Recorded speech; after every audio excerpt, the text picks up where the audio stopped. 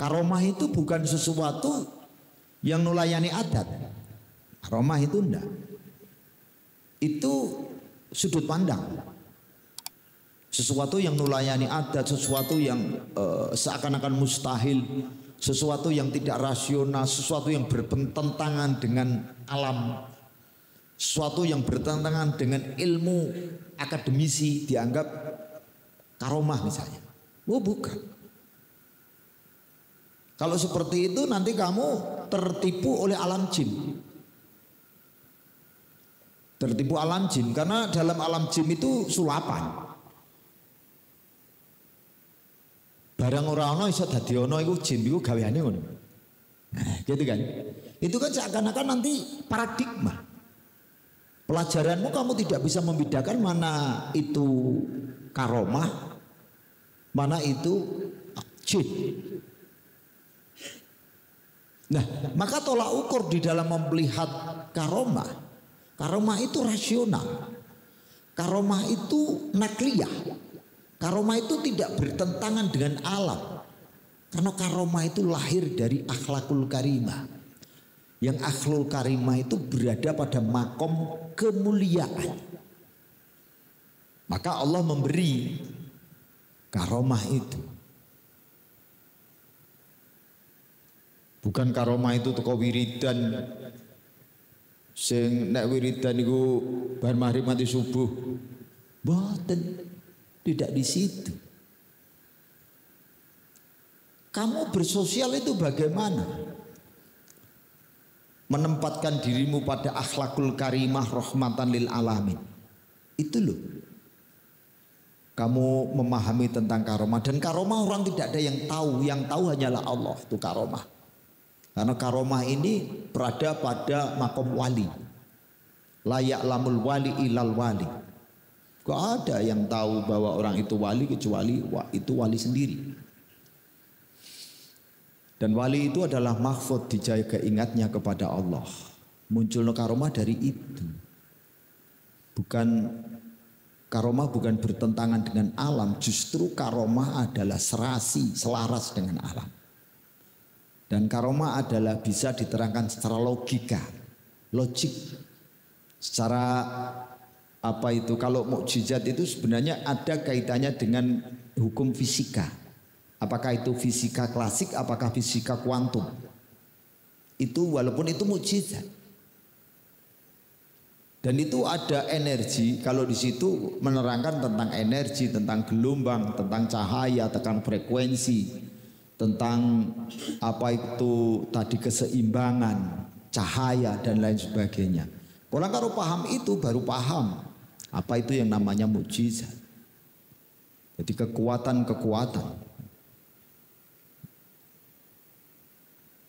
Tadi diterangkan bahwa kita itu sudah lama bahwa kita dicuci otak kita dengan surga itu besok.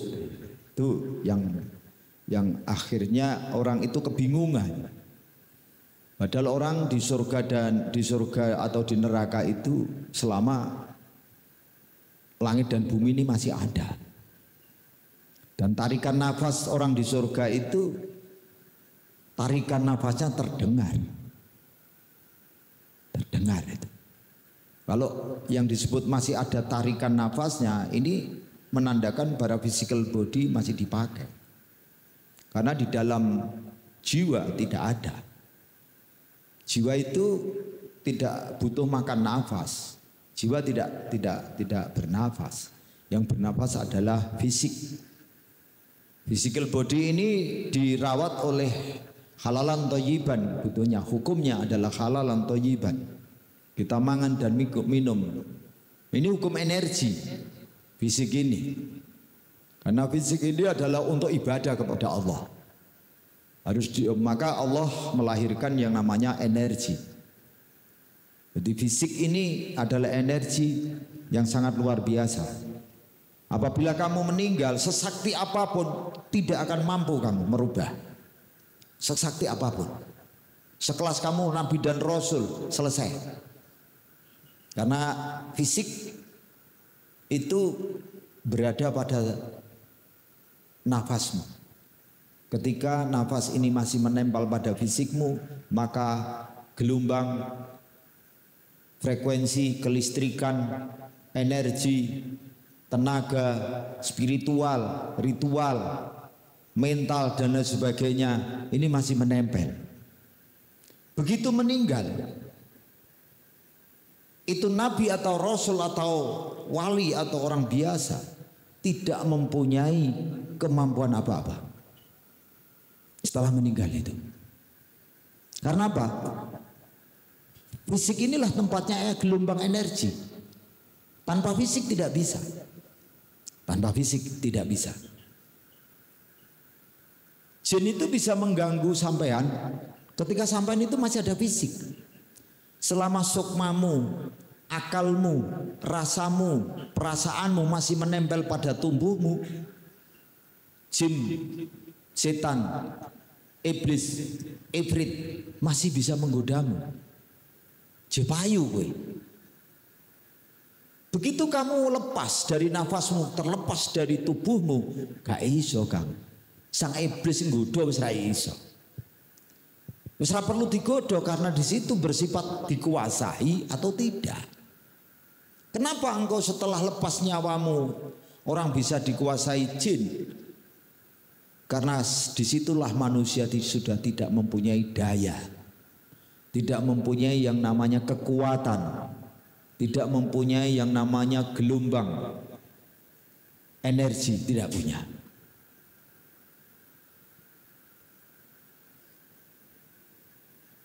Ketika fisik ini masih ada, disitulah rahasia Allah. Engkau menjadi rahasianya dan aku adalah menjadi rahasiamu. Begitu terlepas tidak bisa. Di situ juga ada kaitannya dengan nafas. Ketika ruh kembali kepada Allah, maka rahasia-rahasia itu apakah masih mengumpul ataukah terpisah? Apabila engkau tidak menjadi rahasianya Allah, maka engkau berada pada alam jin, gentayangan, itu yang disebut neraka. Apabila jiwamu itu masih menetap pada akal sifat terpuji empat itu, dan rasa pun akan menerima, itulah yang disebut alam surga. Karena alam surga hanya sifat terpuji dan jiwa yang suci. Ini secara gamblangnya, mudahnya gitu. Surga itu hanya menerima jiwa yang suci, akal yang terpuji. Adapun pikiran ketika dikuasai oleh akal, maka pikiran itu mengikuti sifat terpuji. Akan tetapi apabila akal itu dikuasai oleh pikiran, maka akal akan mengikuti sifat yang tercela. Karena akal ini bias. Akal ini selalu bergerak. Kita ditemui, tidak gelem manteng. Gitu. Tapi di dalam pikiran itu meskipun ada nafsu, tapi ya ayuhan nafsul mutmainnah irji ila rabbiki radiyatan mardiyah fadkhuli fi ibadi wadkhulil jannah. Ini.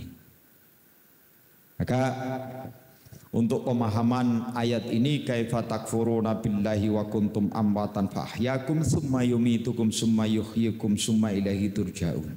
Kaya apa kaifa takfuruna billahi, kaya apa kowe padha ngafirno ning Gusti Allah.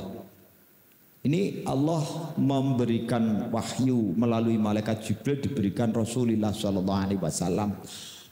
Kemudian Rasulullah itu bertanya, ini bahasane Gusti Allah itu takok karo wong kafir ini, kaya apa? Kenapa kowe kok padha kafir? Ma Gusti Allah, wa kuntum amwatan fa ahyakum. Padahal sampean niku dimatikno ya diuripno. Sumayumitukum nuli dimatikno lagi, sumayuhikum moko diuripno neh, sumayturjaun sampai kowe kembali maring Gusti Allah gak ngerti. Itu nafas Tarike napas, megenge napas, hembuse napas. Itu menceritakan bahwa orang-orang kafir tidak paham itu. Itu orang-orang dalam orang Thariqah mengatakan sholat daim itu. Pembahasan sholat daim lama karena daim itu perilaku bukan hanya sekedar nafas, tapi akhlak sholat daim. Memahami nafas membentuk sebuah akhlak, di mana jiwa-jiwa itu harus sujud kepada apa itu mau mengikuti pada akal. Sehatnya adalah sifat terpuji. Sifat terpuji yang menempel pada jiwanya, pada nafasnya, yaitu rasa dan perasaan. Maka menjadilah dirimu. Ketika tiga-tiganya antara jiwa, akal dan rasa atau nafas itu mengumpul jadi satu, itulah yang disebut Abdullah. Abdullah itu kawulane Gusti Allah niku telu-telune. Jiwa, akal, rasa. Nur insan, nur Muhammad, nurullah. Nur insan itu jiwamu, nur Muhammad akal, sehat sifat terpujimu, nurullah rasa dan perasaanmu. Afal itu perasaan, afalnya. Rasa itu sir, kosong. Kemudian di akal sifat terpuji. Akal itu tidak ada sifat tercela, tidak ada. Allah tidak pernah memberi pikiran oleh manusia, tapi manusia memberi akal oleh manusia. Allah memberi akal kepada manusia, bukan pikiran. Pikiran itu setelah dewasa, yang membangun diri kita sendiri dari hijab-hijab, dari pandangan-pandangan, dari nafsu-nafsu. Asal melihat warna merah, hijau, kuning itulah menjadi pikiran. Ada perempuan cantik itulah jadi pikiran. Makhluk-makhluk yang ada itu memunculkan pikiran. Tapi Allah memberikan akal, sifat terpuji. Apabila pikiran itu dikuasai oleh akal, maka setiap yang dilihat itu adalah kembali kepada Allah. Bentuk syukur, alhamdulillah. Melihat apapun, melihat kebaikan, alhamdulillah. Itulah guru sejati. Melihat kejelekan, alhamdulillah sudah ada yang melakukan. Catatan lauhil mahfud, yang tidak baik sudah ada yang melakukan. Kenapa alhamdulillah? Alhamdulillah tidak saya yang dipilih oleh Allah untuk melakukan kedzaliman. Maka melihat keburukan itu alhamdulillah wis ana sing lakoni. Ketemu kebaikan alhamdulillah, ketemu guru sejati. Seperti itu dalam menganalisis, memahami, mensintesa, memahami.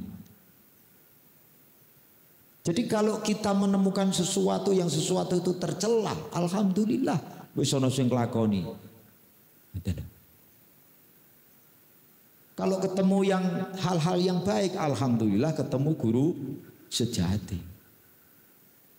Apabila ada sesuatu pada diriku yang tidak baik kemudian terpisah, alhamdulillah selamat. Untuk rahmati Gusti Allah, sadar. Alhamdulillah. Nah, seperti itu. Maka semuanya dipandang itu enak gitu. Orang jangan takut. Orang takut itu ketika masa lalu dengan masa depan digabung. Orang takut ketika masa lalu dengan masa depan itu dibanding, dikait-kaitkan. Padahal hidup senyata-nyata adalah saat ini sekarang. Hidup adalah saat ini sekarang, saat engkau nafas. Satu nafasmu itu hidup. Yang sudah kelewat itu tidak bisa kamu ulangi lagi. Yang akan datang belum tentu. Belum tentu. Besok entah saya itu masih hidup atau tidak saya pikir. Hanya saya cipta sesuk ngene bariku wis tak lebur. Yang saya lakukan adalah saat ini sekarang, apa yang kurasakan saat ini sekarang. Apa yang kulakukan sifat terpuji ya saat ini sekarang. Apa yang kulakukan menjadi sebuah ibadah yang baik adalah saat ini sekarang. Orang yang mengikuti orang lain itu orang yang tidak merdeka. Jadi orang mengikuti prospek orang lain itu orang yang tidak merdeka. Maka kamu di dalam belajar di juga orang sange orang aja melu enut aku, tapi kesadaranmu benar ndak itu Quran. Caranya begitu. Bukan terus ikut Pak Takwa, enggak. Saya tidak ingin kamu mengikuti saya, tapi kalau ajaran itu sesuai Al-Qur'anul Karim, ikuti. Padha ngajine nek kene, Kang. Kamu adalah saudaraku, sahabatku. Bareng-bareng ngaji. Tukar kawero ijma. Kabeh mau bodho. Ora ana wong sempurna mboten enten. Kalau saya dapat bicara ini alhamdulillah, ini sebuah rahmatnya Allah. Mendapat bimbingan Allah saya dapat bicara. Kalau saya dikasih lupa saja kepada Allah, saya tidak akan bisa bicara. Maka ilmu bisa ditemukan dengan melakukan, dengan akhlak, pengetahuan dengan belajar. Nah, seperti itu. Maka ayat ini menerangkan bahwa Rasulullah ketemu dengan orang kafir, kemudian dia mengatakan kaya apa kok kowe iku kafir, padahal Gusti Allah iku nguripna kowe, matikna kowe, nguripna kowe, matikna kowe, sok ben yo kowe balik ning gone Gusti Allah kudune. Wong kowe duripna Gusti Allah, dimatana Gusti Allah. Kenapa kok kowe kafir? Ini berarti menerangkan tentang syirik antara nafas. Kumatikan, kuhidupkan, kumatikan, kuhidupkan. Di sini tidak menerangkan tentang kematian. Yang maksud kematian adalah mati dikubur. Tidak itu. Tapi ini menerangkan tentang mati hidup di dalam dunia. Apakah kamu dalam kumatikan, kehidupkan, apakah dalam kesadaranmu apa enggak? Kalau dalam kematian, kuhidupkan, kumatikan, kuhidupkan, kemudian kamu berada pada kesadaran, itulah kamu yang dinamakan mati sak jroning urip. Ini di dalam ilmu kejawen juga ada yang namanya pelajaran mati sak jroning urip. Nah, ini Rasulullah SAW mendapatkan wahyu kepada Allah ketika ketemu orang kafir, kemudian orang kafir itu tidak bersyukur, orang kafir itu tidak iman kepada Allah, tidak iman kepada Al-Qur'anul Karim, maka Rasulullah menjelaskan, kuhidupkan, kumatikan, kumatikan, kuhidupkan, kumatikan, kuhidupan, sampai summa ilaihi turja'un. Dan nafas terakhirmu sebaiknya adalah kembali kepada Allah. Nah, ini untuk summa ilaihi turja'un ini adalah wasiat atau mukjizat, itu perintah Allah bahwa kita akan diperintahkan untuk kembali kepada Allah. Itu. Maka sebenarnya apakah yang membuat Allah surga? Surga itu hak. Allah menciptakan, tapi yang diciptakan adalah kekosongan. Seperti akal, dibikin akal itu tidak diisi dengan sifat-sifat, tapi diisi tempat yang pas dengan sifat-sifat terpuji. Tapi akal dulu kosong. Begitu juga surga. Surga itu kosong. Tergantung apa kamu menciptakan isinya apa.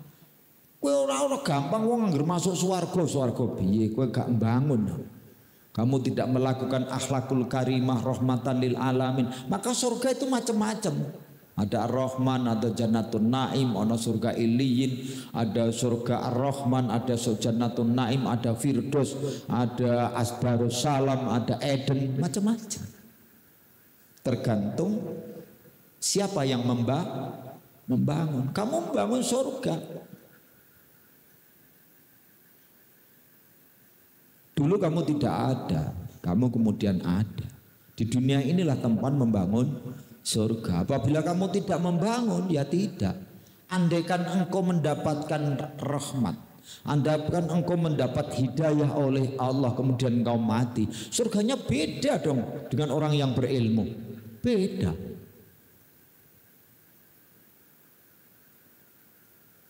Jadi orang surganya orang hafid misalnya kayak Kang Ali itu ada namanya sendiri. Ketika dia melakukan apa yang dia pahami. Jadi Al-Quran itu bukan untuk dibaca saja, tapi untuk dipahami. Bukan hanya bacaan. Kitab itu adalah sebagai pedoman, bukan bacaan, pedoman. Untuk diakhlakkan. Nah, seperti itu. Maka jenengan surga itu hak. Memang Allah itu menjadikan jannah. Jannah itu perkebunan. Jannah itu ruang itu. Berbuah dan tidak itu amalmu. Kalau kamu di surga kemudian di situ di perkebunan, tapi perkebunan itu sama sekali tidak ada buahnya serimbun apapun. Kamu hanya makan satu warna yaitu daun. Indahnya perkebunan adalah ketika bermacam-macam buah. Amal soleh yang bermacam-macam, perbuatan-perbuatan yang diridhoi oleh Allah dengan berbagai macam. Akhlak-akhlak itu. Jangan hanya cukup masuk surga. Gusti Allah apa yang gawe swarga sing kaya diceritakno iku. Membuat tapi seperti hanya ruang dan waktu. Kosong. Surga dibuat itu kosong. Kalau diperlihatkan itu bagi orang yang sudah melihat, orang yang mati sanjungan pasti baik karena dia sudah di makom itu cara melihatnya. Tapi seandainya kamu dikasih tahu orang-orang awam, surgamu kocong blong kan, betitannya gering-gering, gitu kan. Ada orang yang misalnya ini satu contoh, orang baca Quran pintar sampai seperti Kang Ali Hafid misalnya banyak.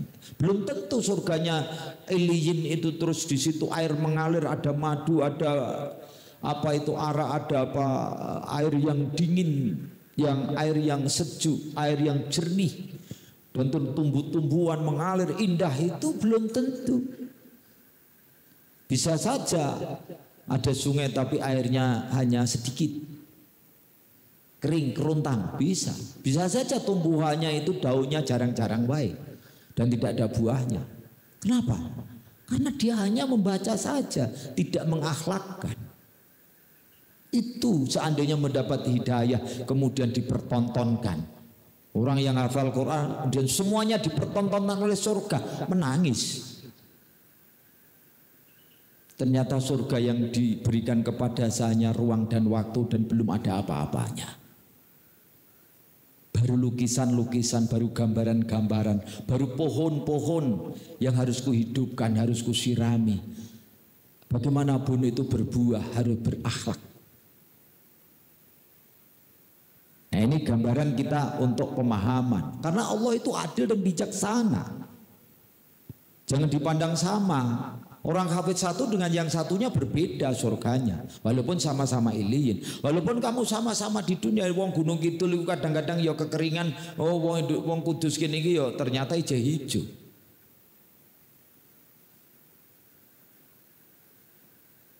Jadi surga itu seperti pilihan-pilihan dunia.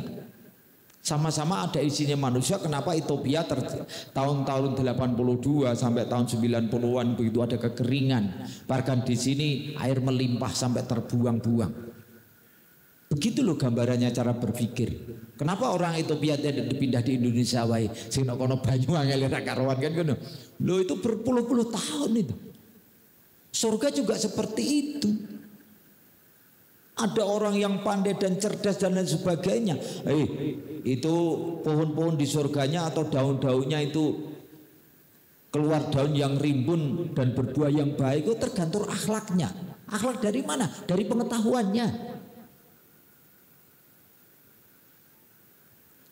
Nah begitu makanya berbeda-beda, surga itu beda-beda, begitu neraka juga beda-beda.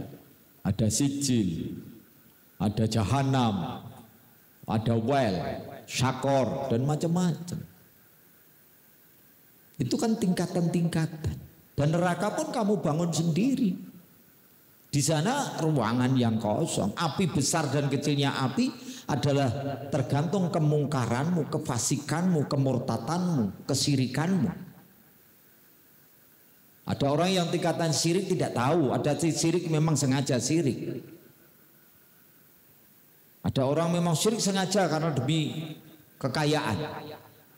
Saya memuja jin, terang-terangan kemurtadannya.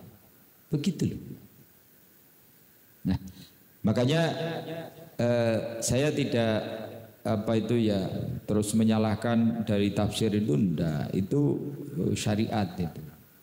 Benar itu. Memang dalam tafsirnya seperti itu, tapi kita memahami tentang nur Quran berbeda. Jadi berbeda. Jadi kaifa takfuruna billah. Di sini Rasulullah ketemu dengan orang kafir, kemudian dijelasnya kenapa kamu kafir. Padahal kamu dihidupkan Allah, dimatikan Allah, dihidupkan mata dan besok kamu harus kembali wa ilaihi turja'un, dan kembali kepada Allah. Itu peringatan bagi orang-orang yang kafir. Maka seperti itu. Tapi walaupun itu peringatan-peringatan seperti itu, jangankan orang kafir, pamannya sendiri, paman mana Rasulullah, itu Rasulullah sampai bersedih karena tidak iman kepada Allah.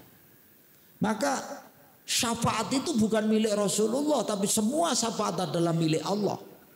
Tergantung Allah mengizinkan atau tidak. Keinginan Rasulullah yang memberi syafaat seluruh umatnya, seluruh. Tinggal Allah mengizinkan atau tidak. Ini masalah bukan masalah punya Nabi dan Rasul mengizinkan apa enggak. Dan yang mengizinkan adalah dirimu sendiri. Di dalam jiwamu bangkit enggak Rasulullah. Disitulah pintu mendapatkan syafaat dari Allah, pertolongan dari Allah, karena bentuk bimbingan mengikuti ajaran Nabi kita dan Rasul kita, Rasulullah Sallallahu Alaihi Wasallam. Makaten nggih, ngaten kirang langkungipun nyuwun ngapunten sedaya khilafan, sedaya kekuranganipun, sami belajaripun, padha bodhone ngaji bareng supaya untuk rahmati Gusti Allah, untuk hidayah Gusti Allah. Akhirul kalam wallahul muwafiq ila aqwamit thoriq. Assalamualaikum warahmatullahi wabarakatuh.